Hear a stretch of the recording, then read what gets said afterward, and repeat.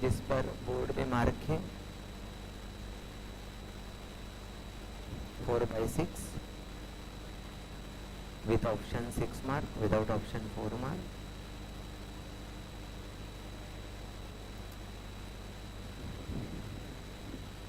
तो जब भी बात सॉल्यूशन की होती है तो क्या आएगा वहाँ पर, सॉल्यूशन कैसे बनाते हैं हम लोग, सॉल्यूशन कैसे बनाते हैं हम लोग, ठीक है ना। मान लीजिए यहाँ पर हमने लिया है शुगर,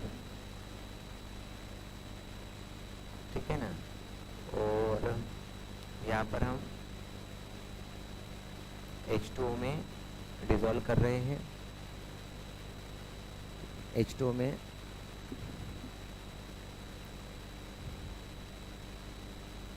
तो जो शुगर है ये H2O में डिज़ोल्व हो रहा है। तो to make a sugar solution,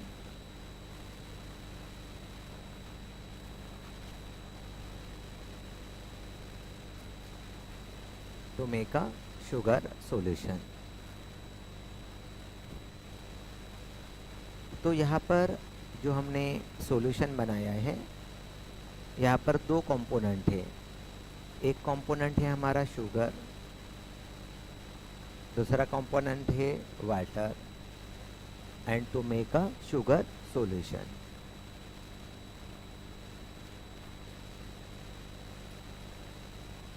to make a sugar solution, ठीक है ना। तो जो हमारा शुगर सॉल्यूशन फॉर्म हुआ है वहाँ पर ये जो दो कंपोनेंट है उसको रिप्रेजेंट करते हैं हम लोग, एक को रिप्रेजेंट करते हैं सोल्यूट एंड दूसरे को रिप्रेजेंट करते हैं solvent. Solute plus solvent to make a solution, solute plus solvent मिलकर हमारा जो सॉल्यूशन है वो फॉर्म होता है। तो यहाँ पर ये जो दो कंपोनेंट है तो जनरली जो सोल्यूट होता है ये स्मॉल क्वांटिटी में होता है, कम क्वांटिटी में होता है, और जो सॉल्वेंट होता है वो लार्जर क्वांटिटी में होता है। सोल्यूट की क्वांटिटी जनरली क्या होती है, कम होती है, और जो सॉल्वेंट होता है सॉल्वेंट की क्वांटिटी जनरली ज़्यादा होती है। जैसे यहाँ पर हम लोग शुगर सॉल्यूशन बना रहे हैं तो जो हमारा वाटर है H2 है उसकी क्वांटिटी ज़्यादा रहेगी, और जो हमारा शुगर है उसकी क्वांटिटी क्या रहेगी, कम रहेगी, ठीक है ना। And to make a solution, तो यहाँ पर ही जो हमारा सॉल्यूशन फॉर्म हो रहा है, ठीक है। तो यहाँ पर हमें पता है हमने होमोजेनियस हेट्रोजेनियस सॉल्यूशन पढ़ चुके हैं, ठीक है ना। होमोजेनियस क्या होता है, होमोजेनियस सॉल्यूशन किसे कहते हैं, हाँ, सिंगल फेज, जो सॉल्यूशन सिंगल फेज में अपीयर होगा, single phase.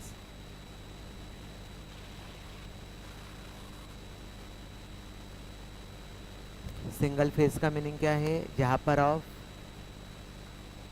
Solute and solvent को आइडेंटिफाई नहीं कर पाओगे, जहाँ पर सोल्यूट एंड सॉल्वेंट को आइडेंटिफाई नहीं किया जाता उसे हम क्या कहते हैं, होमोजेनियस, जहाँ पर सोल्यूट एंड सॉल्वेंट आइडेंटिफाई नहीं होगा। सिंगल फेज, जैसे मान लीजिए हमने शुगर सॉल्यूशन बनाया है, तो ये जो शुगर का जो सॉल्यूशन है उसको आप बता पाएंगे क्या, इसमें शुगर कौन सा है एंड वाटर कौन सा है। बनने के बाद एक ही फेज दिखेगा, सिर्फ वाटर फेज दिखेगा, शुगर फेज वहाँ पर दिखाई नहीं देगा। तो जहाँ पर हम लोग फेज आइडेंटिफाई नहीं कर सकते हैं, it appear to be the single phase, उसे हम क्या कहते हैं, होमोजेनियस। अनदर होता है हेटेरोजेनियस, हेटेरो यानी different phase, different phase.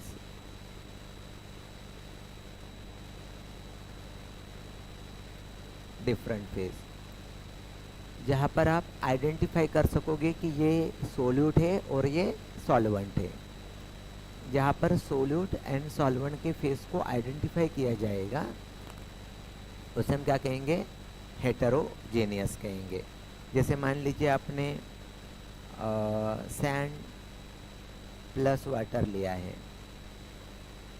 Sand particle plus water है, तो अब यहाँ पर आप इजीली बता पाओगे कि क्योंकि सैंड और वाटर एक दूसरे में डिज़ोल्व नहीं होंगे, तो वो जो फेज़ है आप वहाँ पर इजीली बता पाओगे कि ये हमारा सैंड है और ये हमारा वाटर है। तो उस तरह का जो होता है उसे हम क्या कहते हैं, हेटेरोजेनियस। यहाँ पर डिफरेंट फेज होता है। ओके, तो सॉल्यूशन जो जनरली होता है, तो solution is a homogeneous mixture of, definition जो हम लिखने वाले हैं, solution is a homogeneous mixture of two or more pure substances, two or more pure substances. A true solution consists of a solvent and one or more solute. ठीक है, तो उसे हम कहते हैं solution. Solution is a homogeneous mixture of two or more pure sub. तो ये उसकी डेफिनेशन बन गई। ये क्या बन गई हमारी, उसकी डेफिनेशन बन गई सॉल्यूशन की।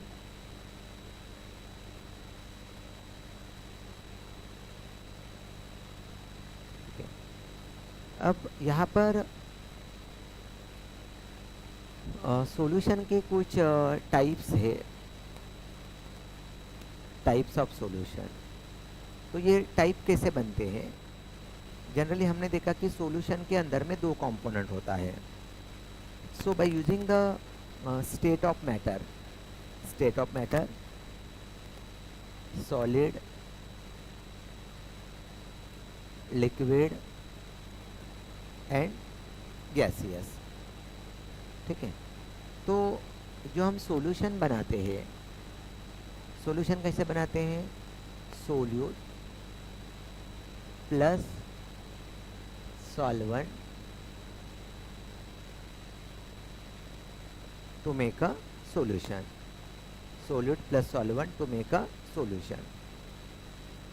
मान लीजिए हमारा जो सोल्यूट है ये सॉलिड है, ठीक है ना, कोई भी सॉलिड है, और सॉल्वेंट मान लीजिए आप जिसके अंदर में डिज़ोल्व कर रहे हैं वो लिक्विड है। ठीक है, तो solid dissolve in a liquid to make a solution.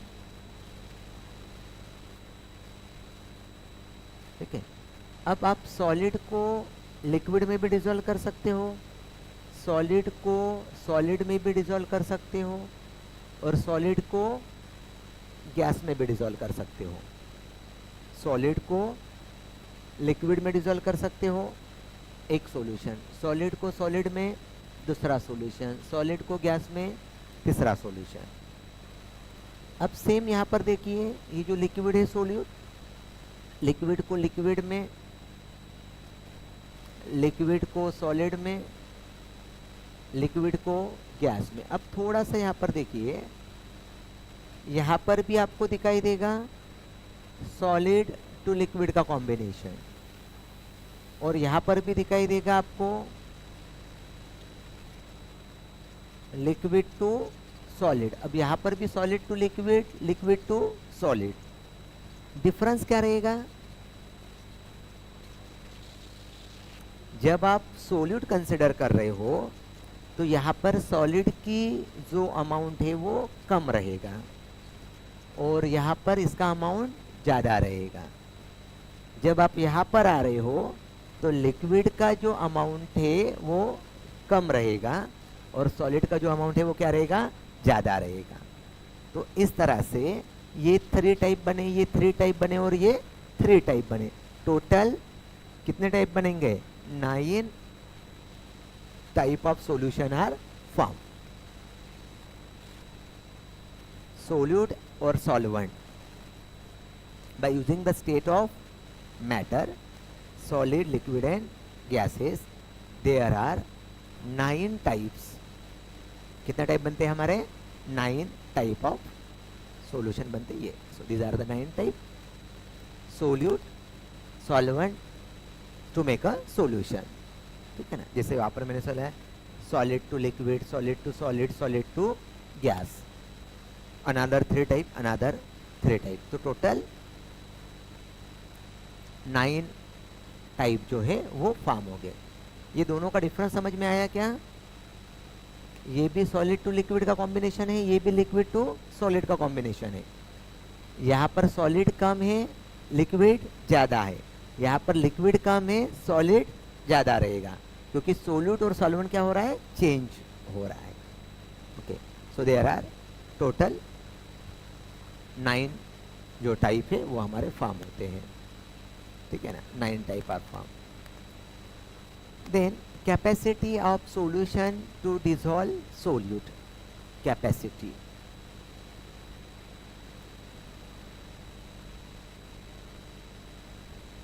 Capacity of solute. अब आप मुझे बताइए, आप मान लीजिए एक आधा ग्लास पानी लिया है आपने यहाँ पर. ठीक है ना. और आपको पता है ये जो हमने वाटर लिया है यहाँ पर आप शुगर को ऐड करो. शुगर को ऐड कर रहे हैं. तो क्या शुगर वाटर के अंदर में डिसॉल्व होता है? सभी को पता है शुगर वाटर के अंदर में डिसॉल्व होता. इसका मतलब ये है क्या कि आप कितना भी शुगर उस वाटर में डिसॉल्व कर सकते हो? नहीं कर सकते. That is called as the capacity. मान लीजिए आप 1 चम्मच डिसॉल्व किए, ऐड हो गया. दूसरा लीजिए, ऐड होगा. तीसरा लीजिए, ऐड होगा. अब धीरे धीरे आप देखिएगा कि उसके डिसॉल्व होने की कैपेसिटी कम कम होकर ख़त्म हो जाती है. एक स्टेज ऐसी आएगी कि आपका शुगर उसमें डिसॉल्व होगा ही नहीं. आपका जो शुगर है उसके अंदर में डिसॉल्व होगा ही नहीं. आप कुछ भी कीजिए, उसकी कैपेसिटी ख़त्म हो गई. तो ये सिंपल टर्म है, capacity of solution to dissolve the solute. ठीक है ना. तो उसकी क्या होती है? कैपेसिटी होती है. ठीक है ना. So dissolve first. So dissolution जो होता है उसको हम कहते हैं डिसॉल्यूशन.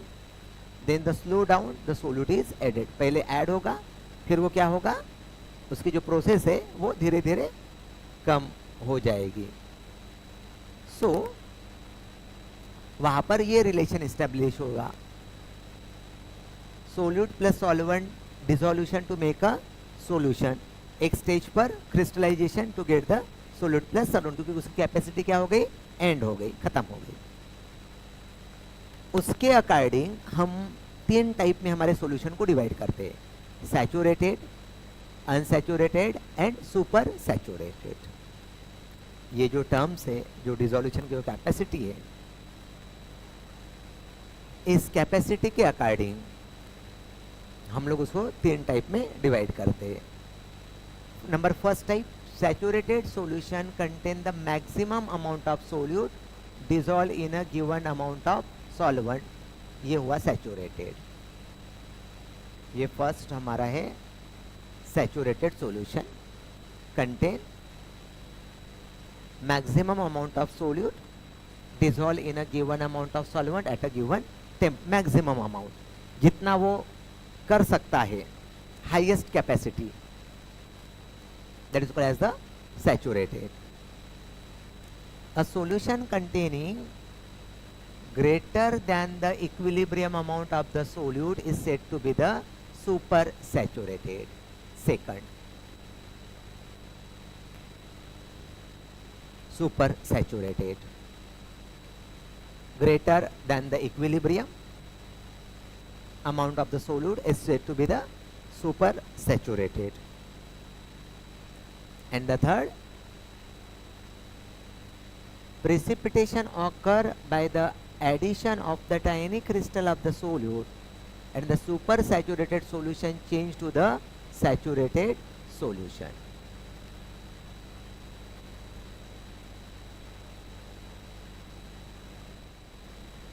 तो यहाँ पर जो हमारा सोल्यूट है, solute plus solvent to make a solution, highest capacity dissolution, जितना हुआ उतना सॉल्यूशन। एक ऐसी स्टेज आएगी कि अब वो डिसॉल्व नहीं होगा, सोल्यूट एंड सॉल्वेंट आपको सेपरेट दिखेगा, शुगर सेपरेट दिखेगा, वाटर सेपरेट दिखेगा, that is called as the crystallization. ठीक है, अब सैचुरेटेड सॉल्यूशन क्या होता है? Contain maximum amount of solute, जितनी उसकी कैपेसिटी है, जितना वो डिसॉल्व कर सकता है, maximum amount of solute dissolve in a given amount of the solvent. अब मान लीजिए यहाँ पर आपको 100 ग्राम 100 ml जो है वो वाटर दिया गया है, और मान लीजिए 100 ml वाटर की कैपेसिटी होगी 100 ग्राम या 150 ग्राम शुगर को डिसॉल्व कर सकता होगा, मैक्सिमम कैपेसिटी। मान लीजिए 150 ग्राम ऑफ शुगर वो डिसॉल्व कर पा रहा है, मैक्सिमम कैपेसिटी जो उसके अंदर में क्या कर पा रहा है, डिसॉल्व कर पा रहा है। तो जितना उसकी हाईएस्ट कैपेसिटी है जो उसमें डिसॉल्व कर पा रहा है, उसको हम क्या कहते हैं? Saturated solution, dissolve in a given amount of the solvent, highest capacity. तो वो क्या बनेगा आपका? Saturated solution. Then solution containing greater than the equilibrium amount of the solute is said to be the super saturated। आप उसके ऊपर add करने की कोशिश कर रहे हो, लिमिटेशन के बाहर, तो क्या बन जाएगा? Super saturated.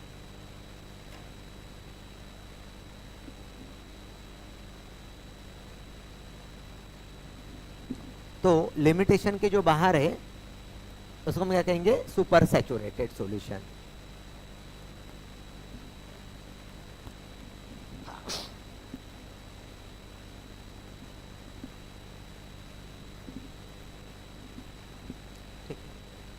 देन अगर आप ज्यादा अमाउंट उसके अंदर में डिसॉल्व करोगे तो क्या फॉर्म होगा उसका? प्रेसिपिटेशन। नीचे में क्या फॉर्म होता है? पाउडर फॉर्म होता है, प्रेसिपिटेट फॉर्म होता है। अगर हाईएस्ट अमाउंट होगा तो वो नीचे में प्रेसिपिटेट फॉर्म करेगा। तो हायर अमाउंट अगर फॉर्म होता है तो formation of the precipitate formation is takes place, precipitate form होगा। So the precipitation occur by the addition of the tiny crystal of the solute। अब फिर से उसके अंदर में ऐड करने की कोशिश करो, वो क्या होगा? उसका precipitation फॉर्म होगा। And the super saturated solution, जो आपका सुपर सैचुरेटेड जो सॉल्यूशन है, change into the saturated solution. किसमें चेंज हो जाएगा? वो सैचुरेटेड सॉल्यूशन में चेंज हो जाएगा, क्योंकि फिर से आपको सोल्यूट प्लस सॉल्वेंट के फेज दिखने लगेंगे। आपने डिसॉल्व किया, पहले डिसॉल्व हो गया, फिर आप ऐड करने की कोशिश कर रहे हो, लिमिट के बाहर हुआ, देन देन एक स्टेज ऐसे आएगी कि अब दोनों फेज आपको अलग दिखने लगेंगे, अब वो डिसॉल्व नहीं होगा। तो ये हुई उसकी कैपेसिटी। अब कैपेसिटी के बाद आती है अनदर टर्म, सोलुबिलिटी। सोलुबिलिटी यानी अब ये जो आप ऐड करने जा रहे हो, शुगर को वाटर के अंदर के आप ऐड कर रहे हो, तो ये जो टर्म है ये किस में आएगी? सोलुबिलिटी में आएगी। ठीक है, तो अब देखते हैं सोलुबिलिटी क्या होती है।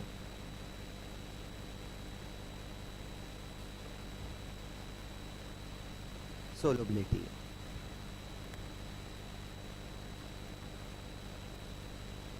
solubility of a solute is its amount per unit volume of a saturated solution at a specific temperature। जितना अमाउंट वो डिसॉल्व करना चाहता है उतना अमाउंट आप उसके अंदर में ऐड कर रहे हो। आप a solute amount per unit volume of a saturated solution at a specific temperature। ठीक है, डिफाइन बहुत बार एग्जाम में पूछा है सोलुबिलिटी, तो ये उसकी डेफिनेशन बनी। Solubility of a solute is its amount per unit volume of a saturated solution at a specific temperature।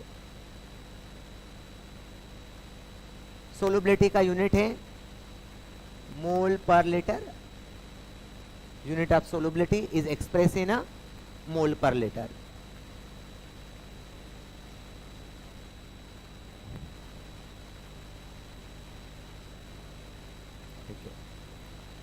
Now, what are the factors affecting on the solubility?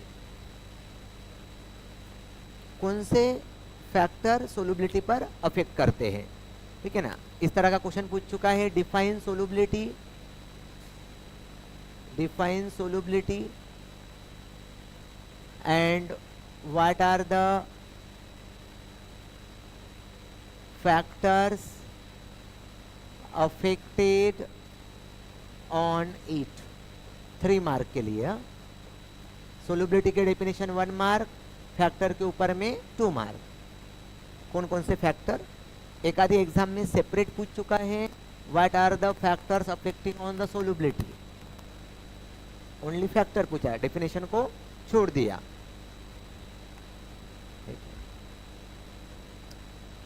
तो कौन से फैक्टर अफेक्ट करते हैं solubility को? What are the factors are affecting on the solubility? First factor, nature of solute and solvent.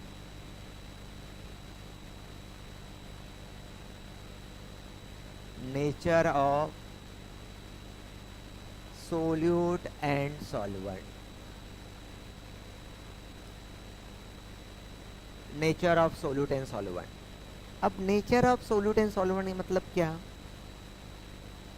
Solute plus solvent to make a solution, to make a solution. अब generally जब भी solute या solvent की बात होगी तो वहाँ पर जनरली हमारे आयनिक प्रॉपर्टी के अकॉर्डिंग 2 टाइप होते हैं. एक तो हम कहते हैं पोलर एंड दूसरा होता है हमारा नॉन पोलर. एक होता है पोलर और दूसरा क्या होता है? Non polar. तो nature of solute and solvent में बताता है polar solute dissolve in a polar solvent. Polar, अगर सोल्यूट का नेचर अगर पोलर है तो सॉल्वेंट का भी नेचर क्या चाहिए? पोलर चाहिए. अगर सोल्यूट का नेचर नॉन पोलर है तो सॉल्वेंट का भी नेचर क्या चाहिए? Non polar. मतलब polar dissolve in a polar, non polar dissolve in a non polar, जिसे हम कहते हैं like dissolve like property. Like dissolve like property मतलब जैसा नेचर सोल्यूट का होगा वैसा ही नेचर अगर सॉल्वेंट का है तो वो उसमें डिसॉल्व होगा. तो हम क्या कहते हैं? Like dissolve like property.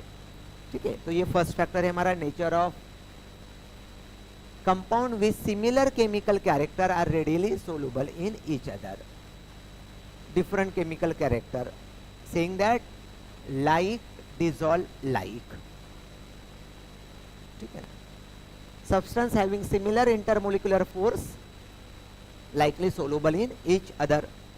Generally polar solute dissolve in a polar solvent. अभी मैंने बताया आपको पोलर पोलर के अंदर में.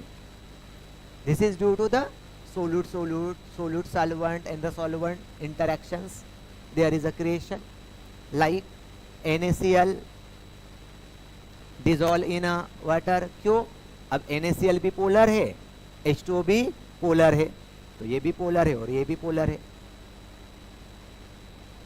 NaCl Na positive, Cl negative, H2O H positive, OH negative. Like dissolve like property, polar to polar.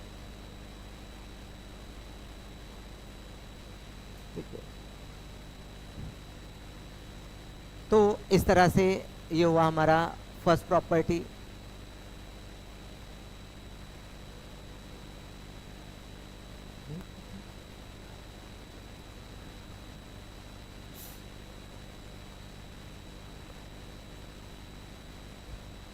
जिस bond के अंदर में चार्जेस फॉर्म होते हैं उसे पोलर बॉन्ड कहते हैं.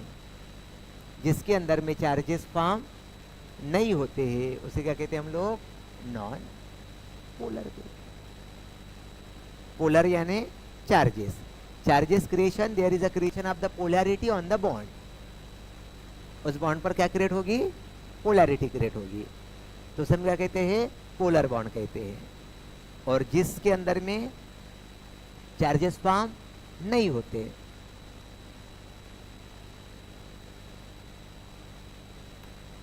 Non polar.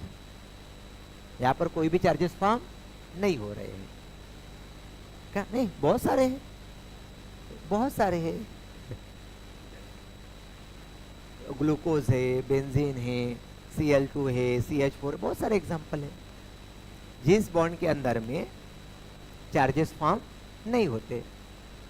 Ionic bond and covalent bond, generally covalent equal sharing होता है, तो वहां पर बॉन्ड फॉर्मेशन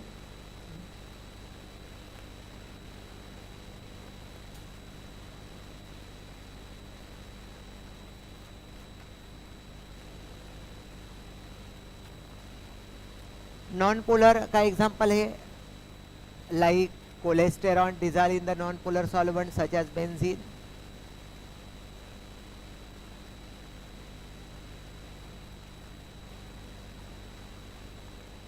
तो ये हुआ हमारा फर्स्ट फैक्टर। फर्स्ट फैक्टर क्या है हमारा? Nature of solute and solvent. Second factor है हमारा effect of temperature on solubility.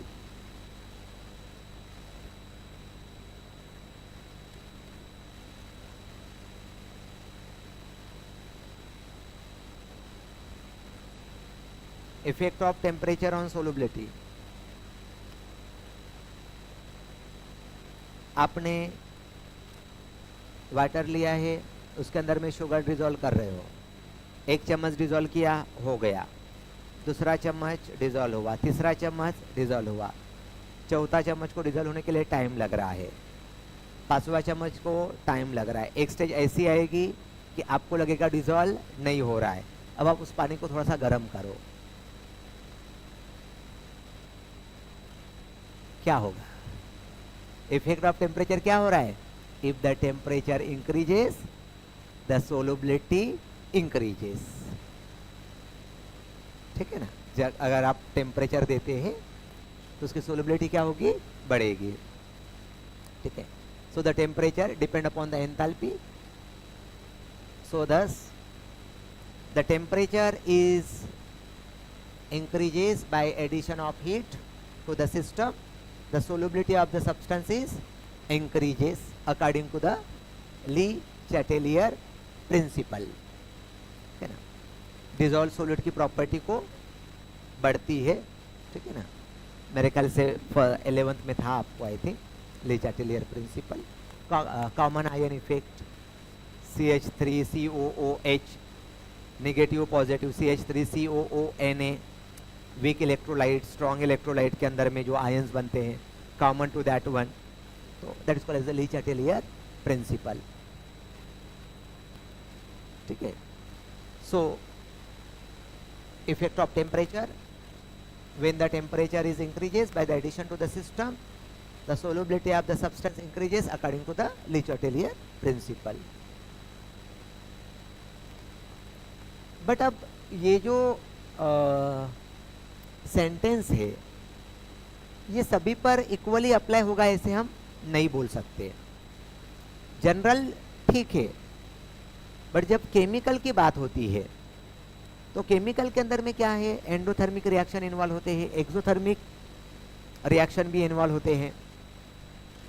तो ये जो सेंटेंस है ये सेंटेंस इक्वली अप्लाई होगा ऐसे नहीं बोल सकते केमिकल पर ऊपर। जनरल ट्रेंड ठीक है,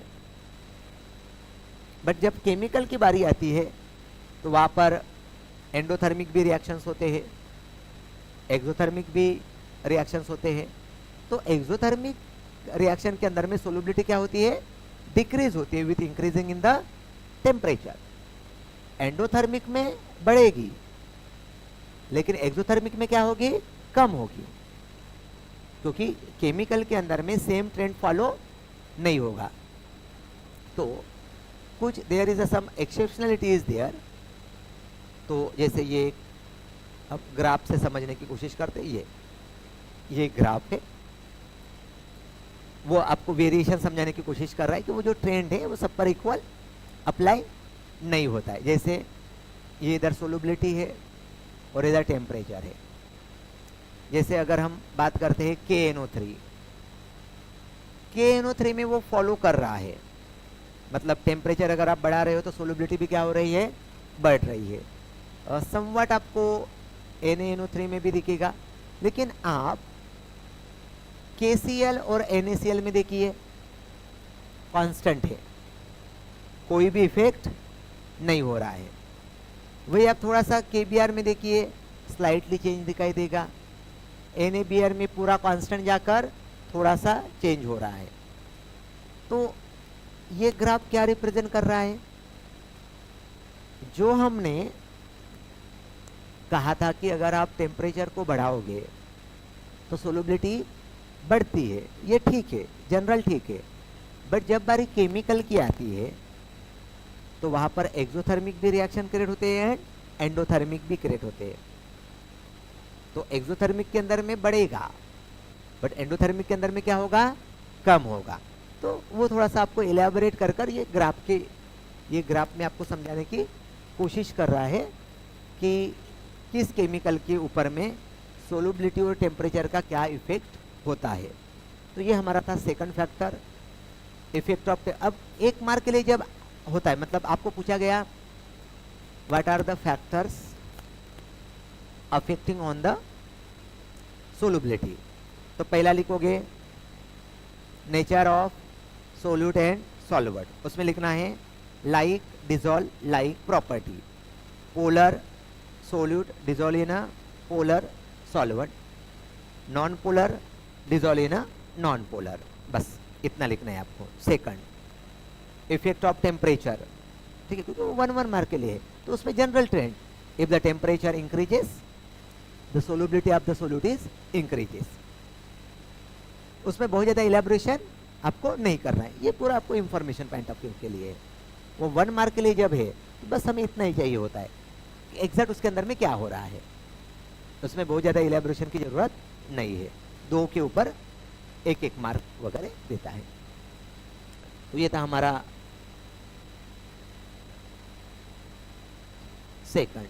अब है हमारा third factor, effect of pressure on solubility. Third factor है हमारा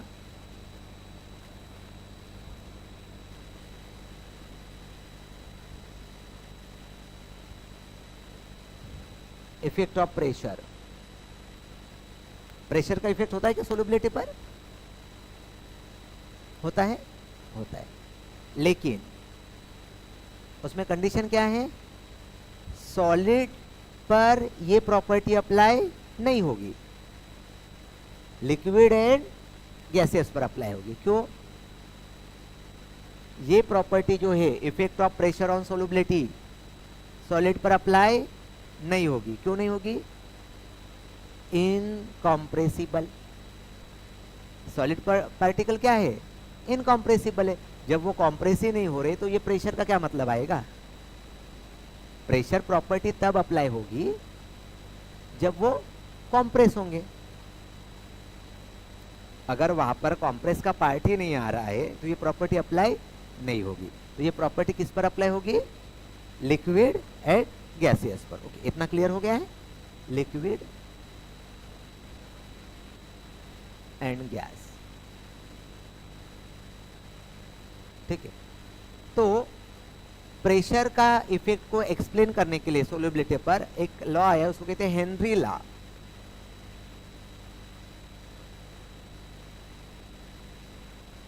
हेनरी लॉ।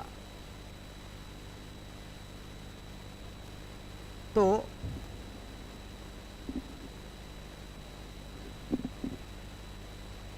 हेनरी लॉ कहता है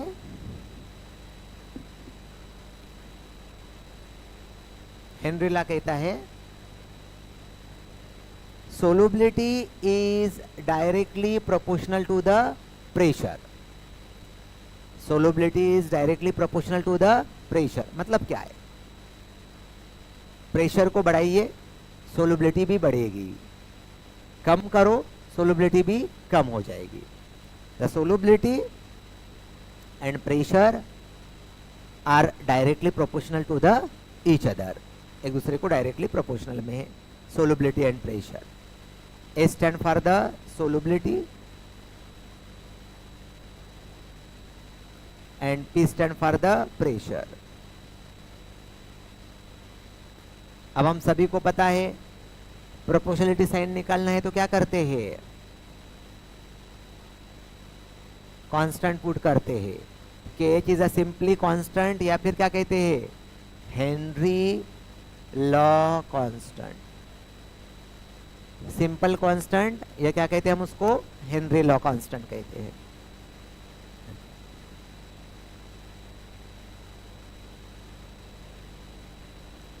Henry law constant.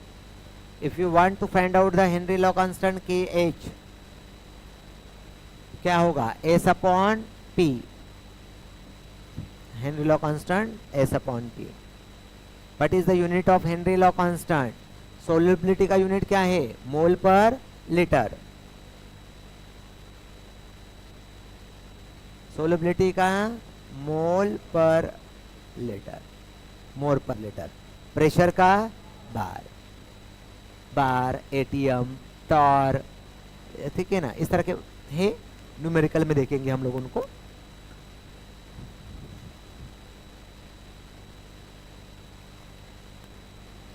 तो क्या होगा यूनिट, मोल, लीटर इनवर, बार इनवर्स। तो ये हुआ हमारा यूनिट। मान लीजिए if pressure is 1 bar,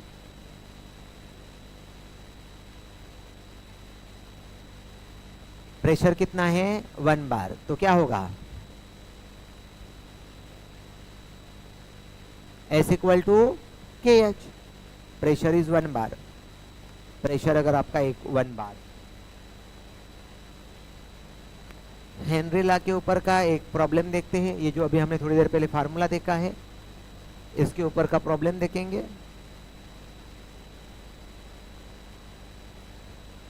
problem है, दिया है क्या, हाँ एक प्रॉब्लम दिखाई दे रहा है। क्या कहता है प्रॉब्लम,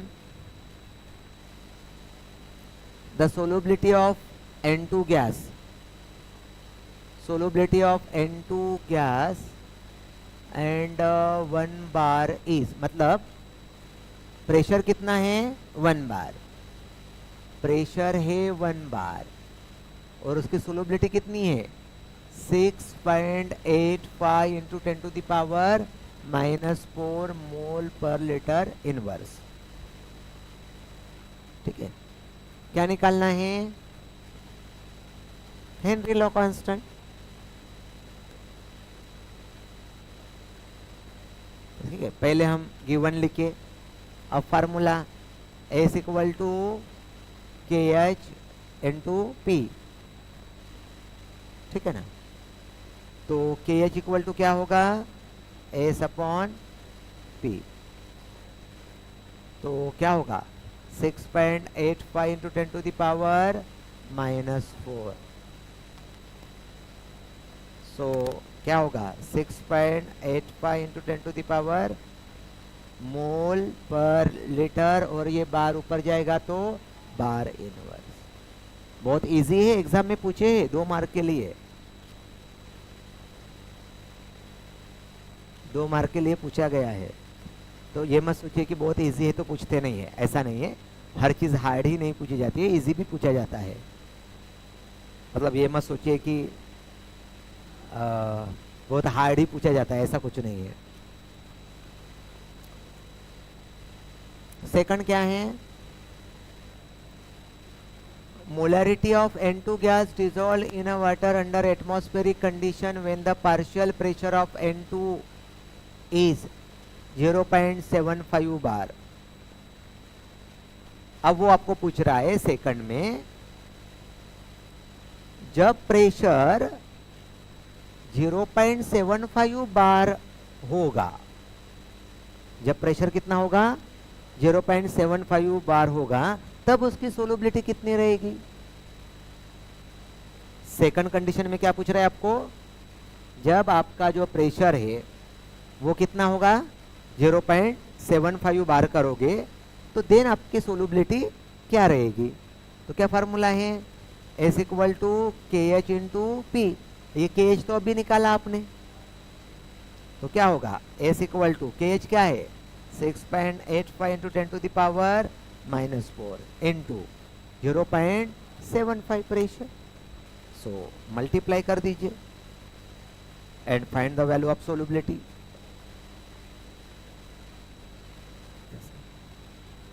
तो एक ही न्यूमेरिकल के अंदर में हमें दो चीज फाइंड आउट करना था। एक हमने KH फाइंड आउट किया और सेकंड में हमने उसको थोड़ा सा एक्सटेंड कर दिया।